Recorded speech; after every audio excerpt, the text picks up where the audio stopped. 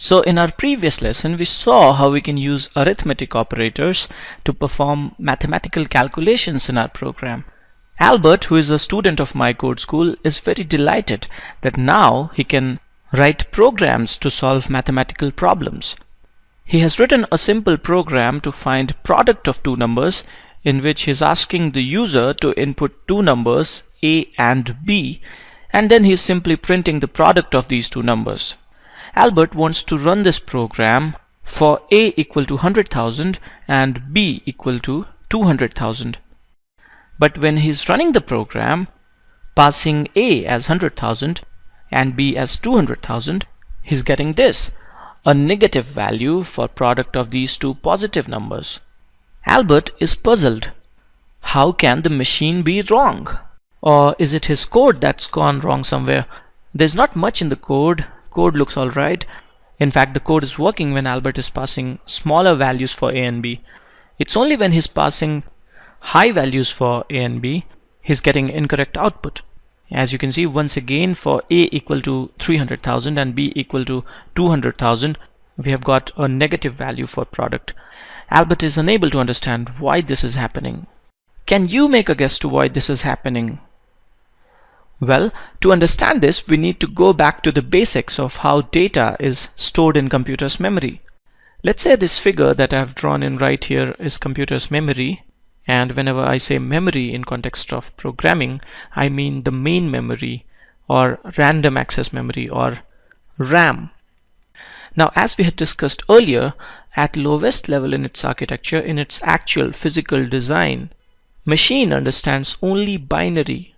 All the communication happens in binary and all the data is stored in binary. So whatever data has to go into the memory has to be encoded in binary. It's easy to think of numbers getting encoded in binary because binary itself is a number system. As we know, binary is a number system in which we can have only two digits, 0 and 1. But it's not so intuitive to think about other data types getting encoded in binary. Computers deal with all kinds of data. Text, images, audio, video, and everything is encoded in binary. We'll talk about how other data types get encoded in later lessons. In this lesson, we'll talk only about integers. A binary digit is called a bit, and a bit is the lowest or most basic unit of information in computing or digital communication. A bit can have only two values, 1 and 0, and these two values can be interpreted as true and false, or yes and no, or on and off, or anything else that can have only two values. A bit can physically be implemented with anything that can have two states. It can be flip-flop in a switch, or two distinct voltage or current levels in a circuit, or magnetic polarization. There are multiple ways of simulating a bit in physical design of things. Now, even though a bit is the lowest or the most basic unit of information, memory in a typical architecture is organized as a collection of bytes. 8 bits make a byte. In the logical representation of memory that I'm showing here, we have these segments or partitions, and let's say each segment here is 1 byte of memory. So we can store 8 bits in each segment. There would be many more bytes in the memory, that's why I'm showing it extending towards bottom and top. If my machine has 1 gigabyte memory, then 1 gigabyte is 2 to the power 10 megabytes, and 1 megabyte is 2 to the power 10 kilobytes. So 2 to the power 10 megabytes would be 2 to the power 20 kilobytes, and 1 kilobyte is 2 to the power 10 bytes. So 2 to the power 20 kilobytes would be 2 to the power 30 bytes. In this memory diagram, I'm showing less than 10 bytes. So you can say that I'm showing only a section of the memory, and that's why it's extending towards bottom and top. In a typical architecture, each byte in the memory would have an address. Let's assume that somewhere deep down here, we have a byte with address 1, and the address is increasing as we are going towards top. Let's assume that this particular byte has address 200. So the next byte would have address 201, and the next one would be 202, and the next one would be 203, and we will go on like this. Memory can logically be viewed as a linear collection of bytes where each byte would have an address. Machine keeps track of what part of the memory is free and what part of it is allocated, and if it's allocated, to which application it's allocated, because memory is a shared resource. It's shared by all the applications running on the machine. Please note that what I've drawn here is only a logical representation of memory. In this figure, address is increasing from bottom to top. We could also draw the memory something like this, where address is increasing from left to right. This left to right representation is often better to explain some of the concepts. Okay, now coming back towards our original question. When we declare a variable, we basically reserve some amount of memory to store some data. The amount of memory reserved will depend upon the data type, the compiler, and the machine architecture. For int in a typical architecture, we get 4 bytes. I have written a statement here to declare an integer named a. Let's say for this variable we have got a block of 4 bytes starting address 203 in this memory. We always get a contiguous block of memory for a variable. Having bytes scattered at various locations in memory does not make sense anyway. Now I'll write another statement here, and with this statement I'm filling in value 12 in this block of memory. So how will you write 12 in binary in 4 bytes or 32 bits? 12 in decimal or base 10 is 1100 in binary or base 2. I'm assuming that you know how to convert decimal to binary and vice versa. If you want to revise some of these concepts, you can check the description of this video for links to some lessons.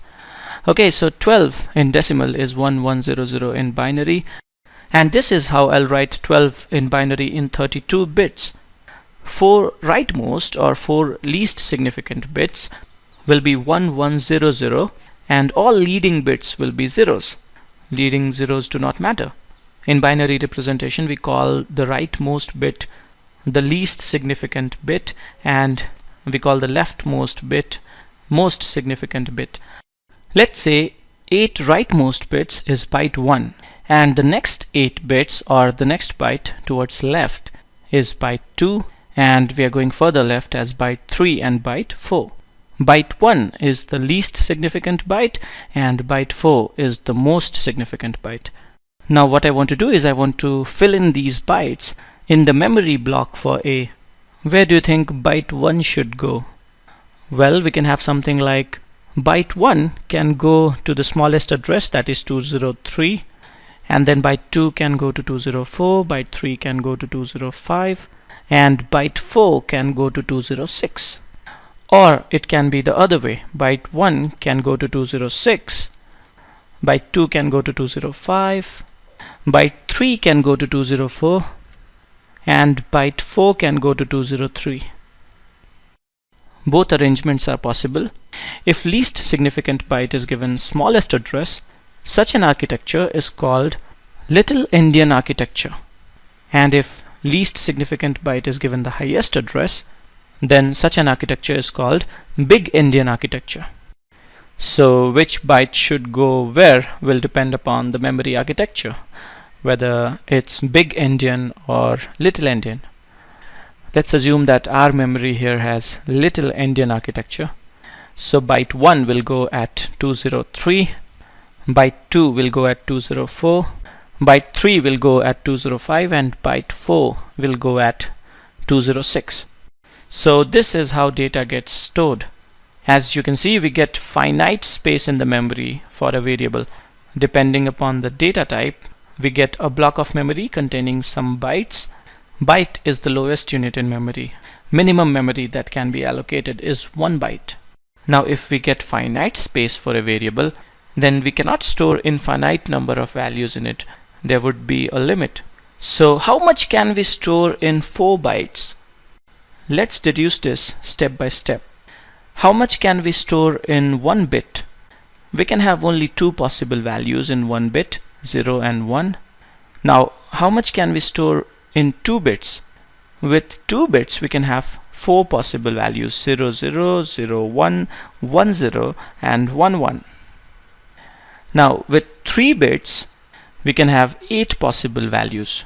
we can have 8 possible permutations and combinations of 1 and 0. For each bit position, we have two choices. We can either have a 0 or a 1. And corresponding to these two choices, we have two choices for the next bit position. And corresponding to a combination of these two positions, we'll have two choices for the next position. So with 3 bits, we can have 8 possible values. With a given number of bits, we'll get the minimum when all the bits will be set as 0, and we'll get the maximum when all the bits will be set as 1. And of course, we can have all the values in between. In general, with n bits, we can have 2 to the power n possible permutations and combinations of zeros and ones. We can have decimal values from 0 to 2 to the power n minus 1. As you can see, for n equal 3, we have values from 0 to 7. 2 to the power 3 is 8, and 8 minus 1 is 7. So with 4 bytes or 32 bits, we can have decimal values from 0 to 2 to the power 32 minus 1. So if we have 4 bytes to store an integer, then the maximum value that we can store is 2 to the power 32 minus 1. But this is if we are storing only positive values. Int data type can store negative values also. If we are storing negative values also, then the maximum cannot be 2 to the power 32 minus 1. First of all, how do you think we can store negative values in binary? One of the things that we can do is we can use one of the bits to store the information that whether it's a positive number or a negative number, and we can use rest of the bits to store the magnitude or absolute value. So if we have 32 bits, we can do something like this. We can use the leftmost bit or the most significant bit as sign bit to store the information that whether it's a positive number or a negative number. It can be something like if the most significant bit is 0, it's a positive number, else if it's 1, it's a negative number. And we can use rest of the 31 bits to store magnitude or absolute value. If we will do something like this, if we will use the most significant bit as sign bit, then half of the notations in a given number of bits would be positive values and half would be negative values. If we have 3 bits and if we are using the leftmost bit as sign bit, this is how things will look like. With this encoding mechanism, with n bits, we can store values from minus 2 to the power n minus 1 minus 1 to 2 to the power n minus 1 minus 1.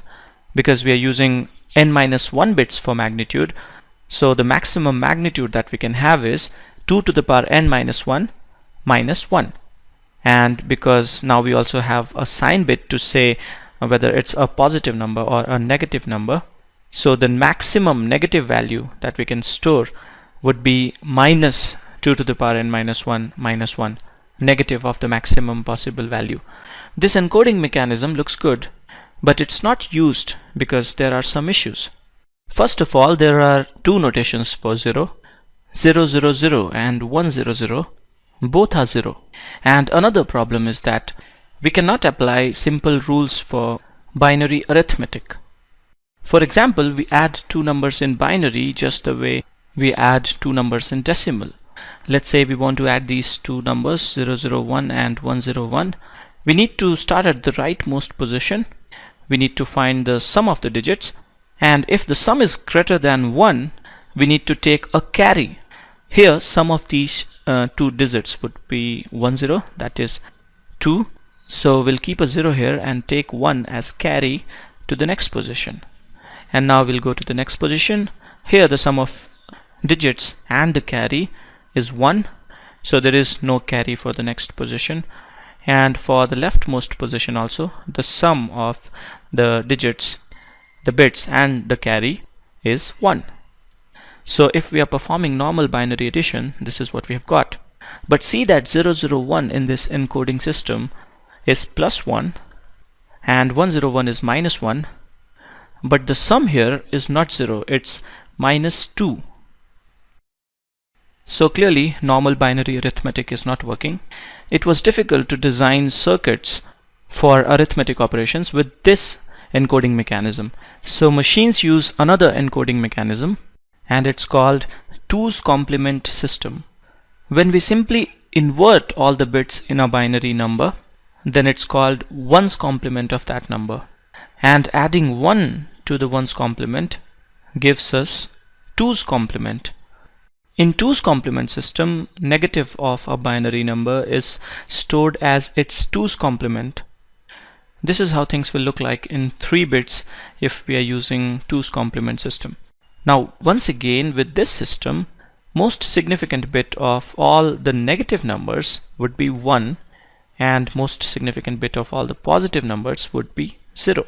So here also we can call the most significant bit sign bit, because by looking at this bit we can decide whether it's a positive number or a negative number.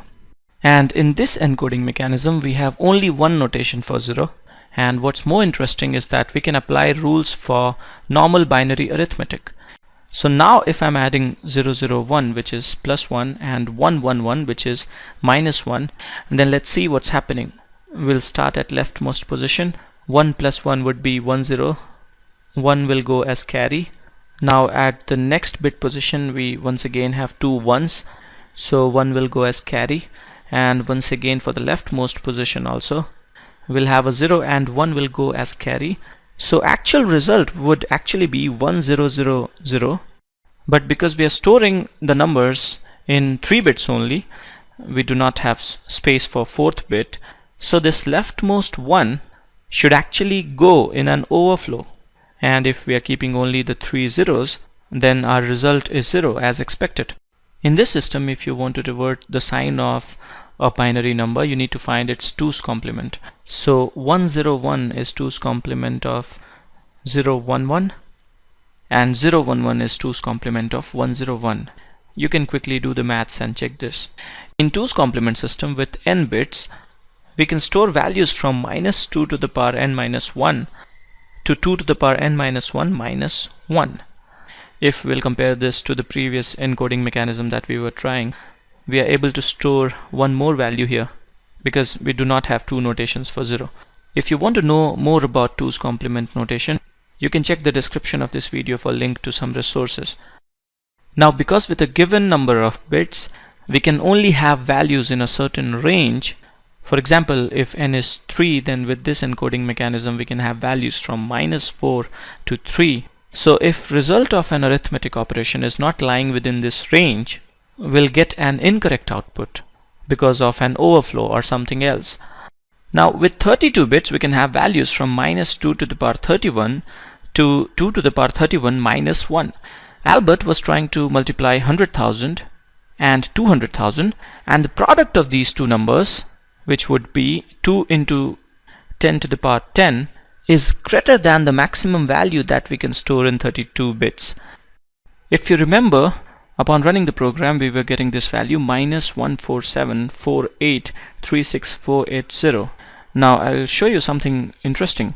I have opened Calculator on my Windows machine, and from the view menu I have selected programmer mode. Now I have entered 2 into 10 to the power 10 here, and I'll convert this to binary.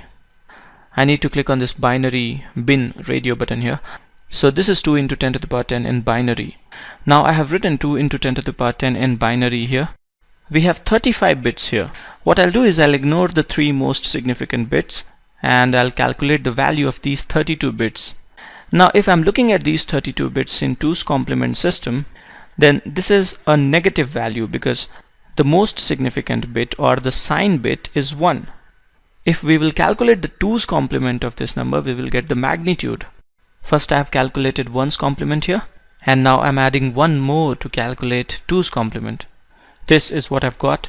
Now I have opened my calculator and I've selected binary here so I can enter a binary value, and I've entered this value, and now I'll convert this to decimal, and I'm getting 1474836,480. This is the magnitude of our negative value.